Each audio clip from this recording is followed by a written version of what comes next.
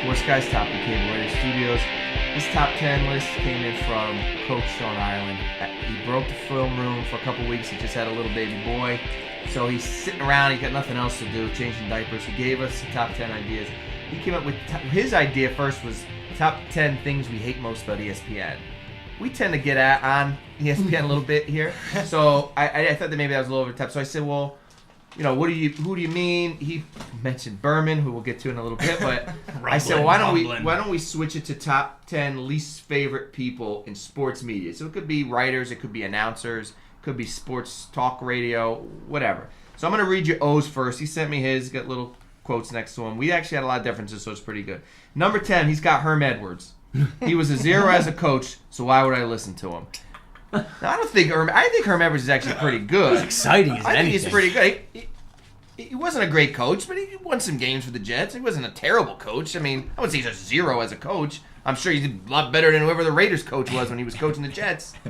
So I would say the guy was a 0. Number 9, he's got Matt Millen. He was a 0 as a GM. Why would I listen to him? I agree with that one. Now, Matt Millen, I agree. He doesn't rate. He's just not entertaining or anything. I mean, I agree with that. I don't know. He's almost like a guy who almost made my list was Mangini. Mangini, how that guy who was boring as a coach is going to be, now he makes his living talking about football. Yeah. You couldn't be more boring than Eric Mangini. Yeah. He was on my bubble. He didn't make my list. Number 8, he's got Dick Vitale. Diaper Danley, a friendlier, older Chris Berman.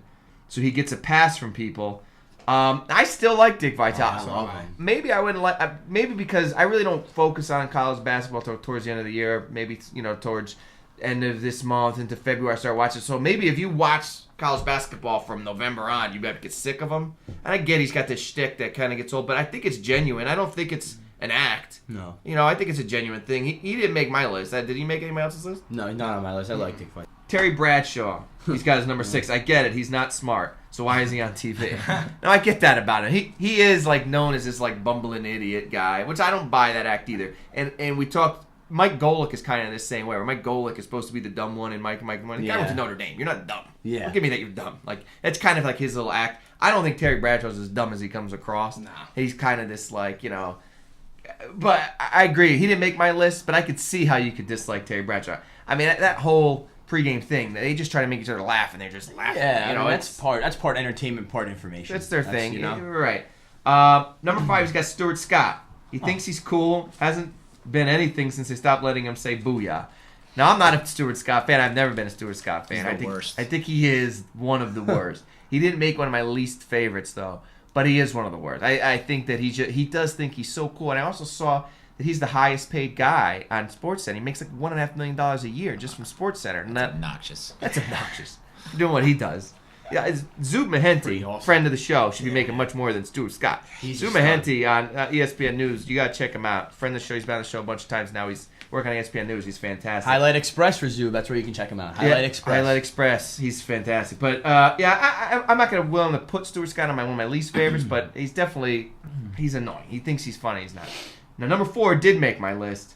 Skip Bayless. That's my number 4. That's my He puts him on there mostly because he hates the guy loves Tim Tebow. That frustrates Owen up. About a guy who But he likes. says how much he likes Tebow as a person. Talking about a guy who thinks he's cool. I mean, Exactly. So, and talk about a guy that never was good at sports in his life. And that dude, right? I admit, the first couple of times you see him, trying to be cool, trying to act, it was hilarious. But now it's just like, he is that's just all the you gotta bring tone to of the the way he table. It's talks. like, I can't stand that guy. He made my list. I can't stand that guy. And there's not one thing I could pin it on, but I know as a person I wouldn't like him. If I met him, we wouldn't hang out. I don't like him. Number 3, he's pretty high. He's got Richard Neer, who just overnights for the fan.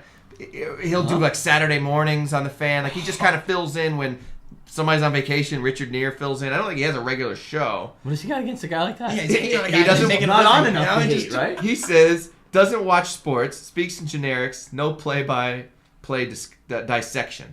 I don't think that's Richard Neer. Now, Richard Neer does have some bizarre theories when he comes up. He's big into conspiracy theories. He's the one who said that he thought that Coach Cowher was. Coughlin was the one who covered up the Super Bowl things for the Jets to motivate him. That was pretty ridiculous. He does come up with things, but the guy's just. he gets paid as much as we do here, probably. The guy's just looking for some airtime somewhere. Slightly more. So, I mean, I don't know that he'd be one of my least favorite, let alone number 3 on his list, but O's got some strong negative feelings against Richard Gere, which you got to respect for it. Now, number 2, I actually strongly disagree with. He's got Colin Cowherd. Oh, I like him a lot. I love Colin Cowherd. I really like him. He says he knows nothing. No, he knows a lot. And he says he once insisted that the home invasion, I don't know this story, about that he did this, but he insisted the home invasion murder of Redskins safety Sean Taylor was his own damn fault, and even chastised the fans who mourned him. Now, I don't remember that. I listened to Colin Cowherd. But I don't deny. I mean, I'm sure it's true. If that's true, then that's ridiculous. Yeah. But I think I like Colin Cowherd. I think he's entertaining. I think that he actually is intelligent. I don't say that he knows nothing because he tends to back all of his things up. And he doesn't pretend to know things he doesn't know. If he doesn't pretend to know about hockey. He doesn't pretend, which I like. He doesn't fake that if he doesn't know anything. I think he's one of the most honest people in radio. Yeah, I respect that. He admits when he's wrong, and right? Yeah, I don't know. I actually he might be one of my top 10 favorite guys. I watch him a lot. I like him a lot. And number 1, he's got Chris Berman, oldest guy there, and it shows. Still thinks he's funny. I get it, because he's annoying to me, because he's got the shtick. Whereas I think that Dick Vitale is still still into it, and it's not a shtick. I think Chris Berman just goes through the motions. He does his little things, and it's just like, he does this a lot. He goes, he does this little maneuver. He's got tenure. He's good. Yeah, he's been there from the beginning. He's going to be there. He's the face of the thing. But, he's just going through the motions, I think. But he's not one of my least. He didn't make my list. But he's, I don't know. I don't think he's very good anymore. I'm going to go through mine quickly. Number 8, this guy's he's sports related, so I put him on there. I'm sick of Frank Caliendo doing his John Madden thing. The first time I heard him do John Madden, it was really funny. Amen to that. He is so annoying at this point. Yeah. I gotta listen to his picks. I was like, I know. I'm sick of Frank Caliendo. He's out.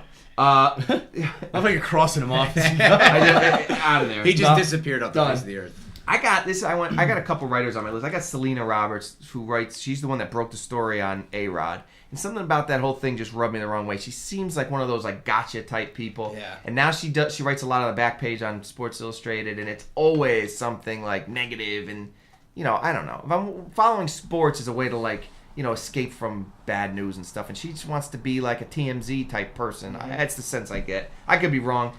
I don't like her one bit. So number 6, I got Mel Kiper. I'm sick of Mel Kiper. He almost made my list. Now he's one of the people that. He's here because he was the first person to do what he did. Nowadays, we got a million people. We got the internet. We could all figure out. Back when he started in the 80s, there was no way of doing these kind of things because nobody sat there and watched all this film and analyzed all this stuff. He's wrong more than we're wrong about these prospects. He doesn't know anything. There's plenty of people. We can go through his draft order last year. He's the same guy told me Vernon Gholston was going to be good for the Jets when the Jets drafted him. So maybe that's why I really don't like him. But I don't think he's very good, and I think he's outdated, and what he brings to the table is outdated. I can go find a million people's mock draft boards, and they're probably going to be better than his. He's neither right where the order's going to be, he's not right when they're going to be good. So he's out on my list. Number 5 is my other writer I got in there. I got Jason Whitlock. I think that guy's the worst. If you read Jason Whitlock on Fox Sports, he's another guy who he always plays the race card, and he does it on both ways, but he likes to come up with the most controversial thing about everything. Whether it's about Tim Tebow, whether it's about Michael Vick, whether about everything. He always is over the top trying to make a statement about something. He's not around the horn a lot too. He's not.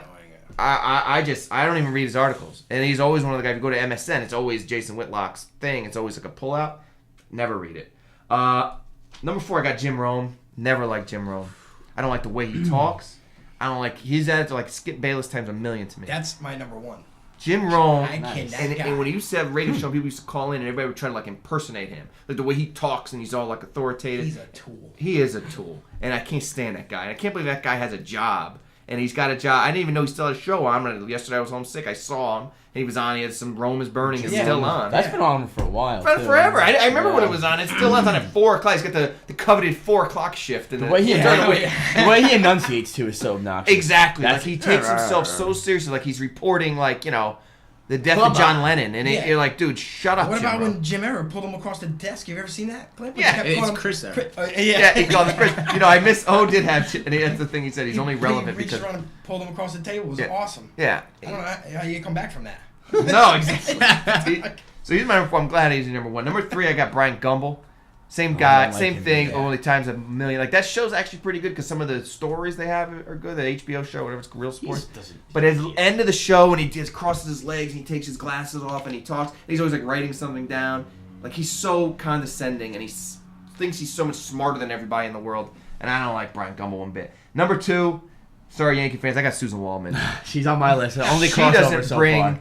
anything to the table. Now I get Sterling.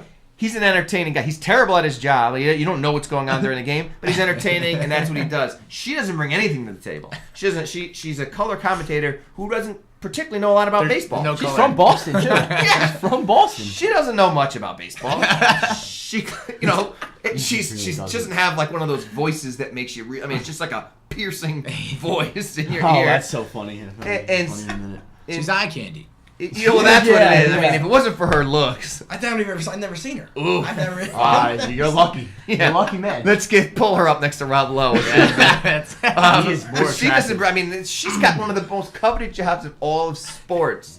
How is that possible? And she'll have it until she dies. She'll have it forever. Nobody's gonna fire her, and that'll be it. We'll be stuck listening. She'll outlive all of us. She is very passionate. I'll give her I that. guess she's passionate. She was very happy when Roger Clemens came back.